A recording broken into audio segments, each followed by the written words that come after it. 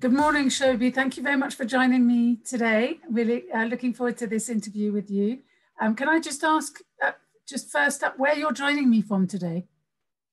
Good morning, Julie. I'm actually at 1 Canada Square at Canary Wharf. It's a 50-story, almost 1.2 million square feet tower here on the estate, and it's home to over, we have over 25 tenants in all kinds of industry, whether it be tech, financial services, law, media, education, and obviously real estate. And so built over 30 years ago. Obviously, we're going to be talking about sustainability today, and proud to say that 100% of the energy here, it comes from renewable energy, and we recycle 100% of our waste from the building here. Even though this was built 30 years ago, and over the last several years, we reduced our consumption by almost 40% for this building. Fantastic accomplishment. I can't claim as much from where I'm joining you from. I'm joining from home on the Buckinghamshire, Oxfordshire border, but it does have a ground source heat pump, which I'm delighted about. So that's my little sustainability story. So look, you joined Canary Wharf Group as CEO almost a year ago now, October 2019, I think. And you'd worked in lots of exec roles across in various global real estate businesses. I was just curious, what was it about Canary Wharf Group that attracted you to that leadership role and to that business in particular? Actually, a lot of reasons. One, I've worked in various different sectors, whether it be office with Equity Office in the past, retail with GGP.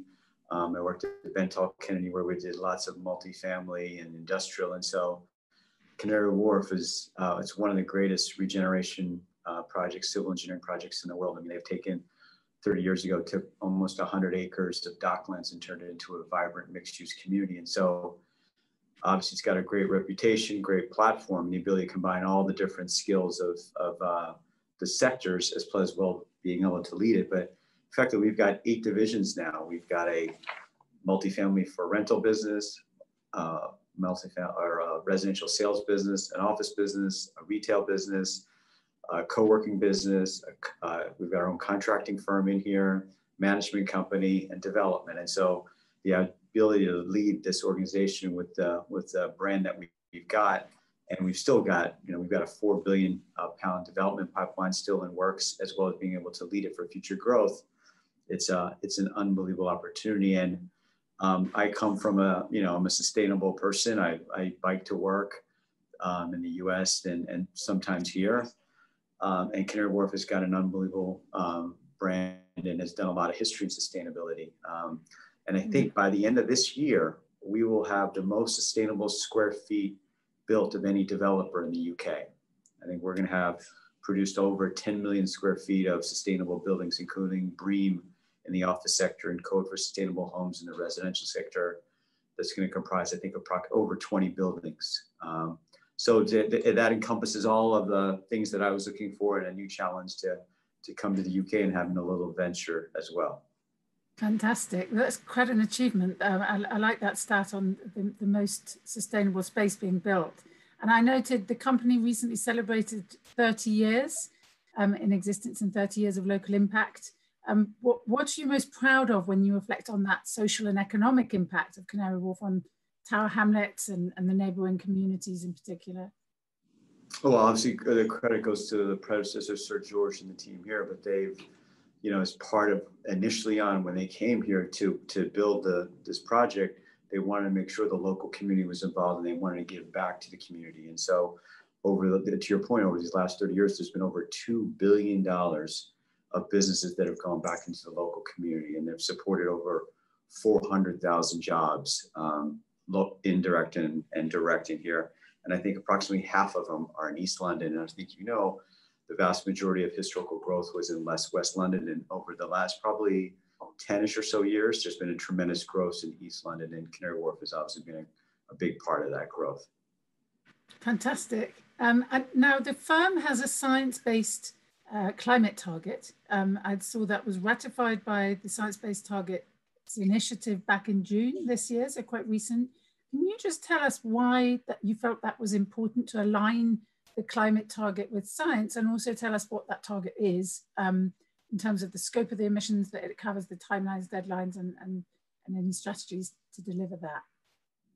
Sure. So I think before I get into the science-based targets, just step back and say, what's the mission of Canary Wharf? I think we break it down into 3 key targets. We want to empower our people, we want to engage our communities, and create sustainable places. And so as you think about that of engaging the community and creating sustainable places, that goes, to the science-based targets. And I think it's not as a target, like we think climate change is real, and we want to be a part of being the solution.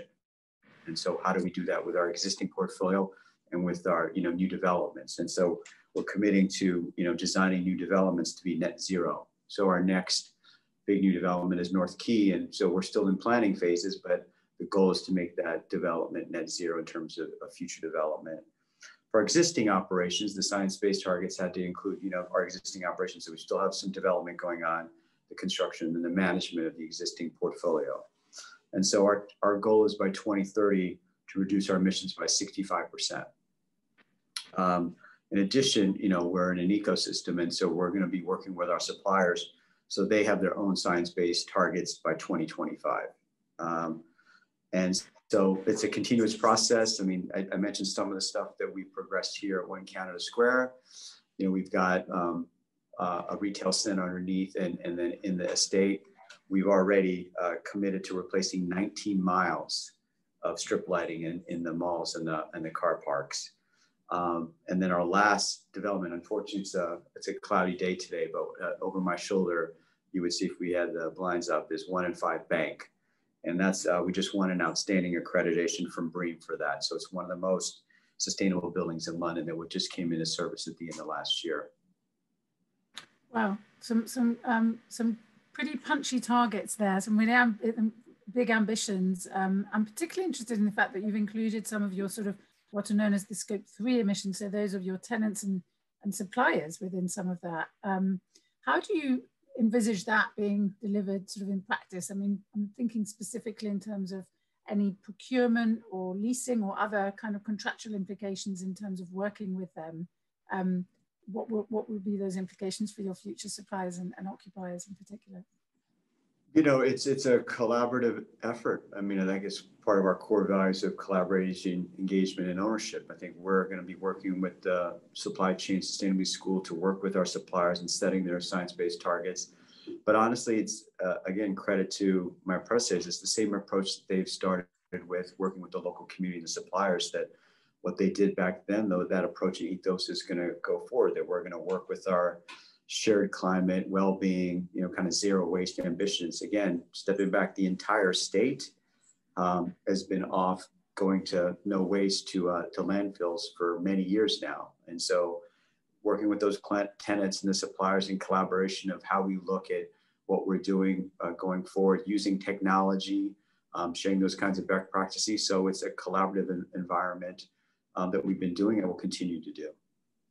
I noted that that no waste approach, which is quite unique actually in terms of you've particularly focused on plastics and a sort of zero plastics approach. You were, I think, the first commercial district to achieve plastic-free community status from the Surfers Against Sewage, which was amazing. So can you tell us how you did that, and particularly how you sought to sort of influence the behaviour and attitudes of tenants and visitors, presumably, shoppers and visitors to the site? Yeah. So same thing. You have to go beyond the usual landlord-tenant relationship, to your point about how do we engage with our tenants, our customers that come here, both from the retail point of view. Now we've got residents coming here. What we basically did is kind of did a hands-on approach by going in and having one-on-ones and town halls. And we gave out plastic-free toolkits. We did in-person sessions. We did visits with our retailers, and then we encouraged their employees as well as the visitors and residents to get behind this. And again, this was started several years ago, and the stats that we've done, I think this is through last year, but we've taken over 9 million pieces of single-use plastic out of the environment. We've got over 40 Canary Wharf tenants that removed 3 or more types of single-use plastic from their operations. We had over 80 businesses remove their plastic straws and provide sustainable straws, including paper straws. And then the retailers, you know, we've got a lot of F&B providers here for the community. They replace their plastic food services, you know, such as forks and knives with combustible alternatives. And hence, to your point, we did all of that and got the plastic-free community status from the surfers against sewage. But I think the key point to follow up on that is that it's not just going with plastic. We're not going to just stop at plastic. A key part of our sustainability is, you know, for the next decade is to kind of get a circular economy here at Canary Wharf. So no resources wasted, to the point about, you know, nothing goes to the landfill. And so we have been sending zero waste since I think 2009 here. So I think an incredible accomplishment to the team. And so we're going to try to do that by designing and retrofitting the existing buildings and incorporating those kinds of circular principles through the redevelopment of these office space, and then as well as with our construction and management. And so, like I started off, I mean, I'm a one candidate. Anytime a lease rolls here, we're going to do recycle the products and so forth, and make sure that we send nothing to waste, and make sure we use all of that when we regenerate these spaces. That's really inspiring. They say one person's waste is another organization's resource. So you're clearly practicing that principle. And great to see, actually, you're well ahead of the game, because I think plastic straws only became illegal just this week in the UK. So you've been clearly doing that well before the law has required it. You mentioned also in one of your responses the role of technology, and I'm curious, given the focus for this conference in particular, you know, all about prop tech and the future role of technology in helping you to achieve some of these really ambitious targets, particularly on perhaps energy management and climate ambition, and which of the specific technologies you think have real potential, or that you might, you know, might help you scale up that ambition, and you know, how might you use those? Sure, I think technology is going to play a critical role in how we try to become more efficient, and then using potential the sophistication of AI and so forth. So I don't know if you know, but again, here at One Canada, we've got a tech incubator called Level 39, obviously on Level 39. And so we host a lot of these companies. Some focus on cybersecurity, but we've got some homegrown real success stories like Revolut that came out of there, was one of the things, and Digital Shadows is another. But we've got several called, I don't know if you know of Block Stocks. They provide like real-time occupancy and air quality environmental sensors. We're using a prototype for them right now. There's another one called Polysolar, which develops integrated photovoltaics. So I think, you know, it's a constant, to your point, it's a constant changing landscape, but I think it's going to help us look for new ways of fostering these relationships to say, how do we optimize our performance, and look at measuring whether it be waste or lighting and heating. And I think that's, you know, that's going to be par for the course now going forward of using that kind of technology. Fantastic. Great to see some of them being homegrown, incubated on your actual estate. I think that's a real coup for innovation, as well as, you know, for the wider industry. One of the other areas, Shobi, that I was curious of was around your biodiversity action plan. I think you were one of the first developers to release a biodiversity action plan, really well ahead of its time again, back in early 2000s. So you recently updated that in 2018. And I think your overarching objective is to achieve net biodiversity gain, which of course now is you know, much publicized across the industry to try and achieve net biodiversity gain. Why do you think that's important? Why do you think it's important to protect and enhance wildlife and plant species, and what business benefits do you think you'll get from that? Well, I'll step back. I'll tell you a little bit more about what we've got here, but just think back to what's happening with COVID now. I mean, people really now value you know, clean air and being outside and being able to access the environment and be around water and clean air and so forth. So I think just as we create this mixed-use community here at Canary Wharf, and where we do have people that live, work, and play, you need that, I think, not only for physical being, but mental health as well. And so if you step back, just given our location, where we are around with the water and the stuff forth, we've got a wide variety of wildlife. So when I came here, I was surprised to find out that we actually have a official beekeeper on staff here. We've got 2 beehives here at Canary Wharf, but we've got, protected bird species here. We've got protected plant species here. I mean, if you've seen some of our, I don't know when the last time you're here, but, the Crossrail Park that we've got lots of vegetation, Jubilee Park, and then there will be our next phase of Wood Wharf. We're going to be building parkland there. So it's part of the DNA and environment here. And I think it's just good business to have that kind of thing, because no matter what the resident wants it, or the office worker, or just a visitor, they want to be in that kind of environment and feel, mental as well as physical well-being. Great. It's definitely something that has come into sharp focus, as you said, in this COVID era, which leads me on to, I guess, my last question, which is, it's been quite a time to take over the reins. What with this year being hit by the pandemic. Can you tell us how sort of Canary Wharf is weathering that, and what your business strategy is going forward, as much as you can within the uncertainties that we're currently living in? Yeah, sure. No, look, it's obviously it's had a significant impact on everyone's life and the business, and I think we're learning to adapt. I mean, we've got fluid guidelines that are being delivered by the government on a weekly, monthly basis. So I think first things first, where the health and safety of our employees is paramount, and making sure that everyone's protected and safe, and giving them all the support they need. We have created an environment that, both on the estate for the retail shops, just the public spaces, and then even in our offices, to create that so that we are providing an environment where everyone can feel safe. We had even one of the epidemiologists that did a survey of some of the office space, and the office spaces, they say it's even safer than going to a grocery store, as an example to put it in reference. But I think it's going to be challenging. I think especially for London, it's going to potentially be a long winter in terms of that, and with the flu season upon us. And so everyone's got to be very diligent. I think I can't stress enough the importance of, being physically adaptive in terms of wearing a mask, washing your hands, and keeping that space in terms of just doing the basics. But I think long term, look, we'll bounce back from this. If you step back, whenever we go through some sort of these crises, this is more of a health crisis, but even when the GFC happened and 9/11 and so forth, we go too far on the lows and we go too far on the highs. And so, knock on wood, hopefully in a year from now or something, we'll have a vaccine and be able to get this. I think COVID will be with us forever now, kind of like what the flu is. And so people have to adapt and adjust and learn to live with it. But look, longer term, I'm an optimist. I think London will grow in the future.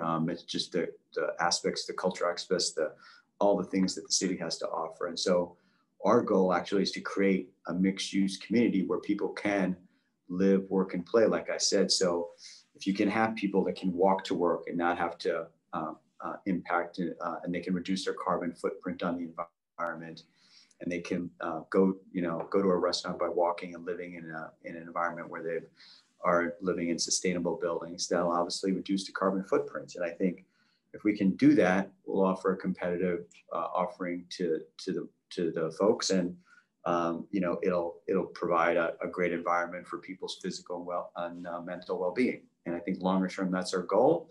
I think unfortunately we're going to be going through some pain for the foreseeable future, near future.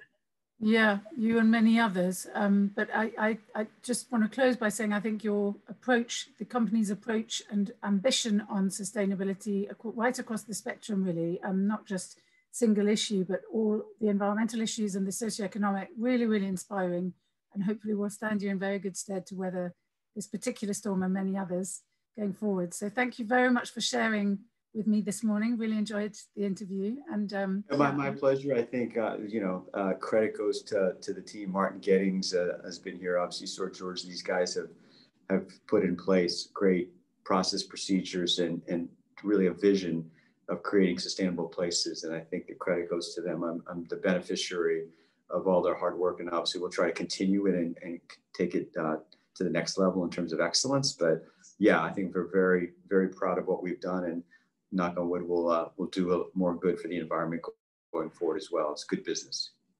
Fantastic. Thank you very much, Shobi. Thanks for sharing with me this morning. Thank you, Julie. Appreciate you having me. Pleasure.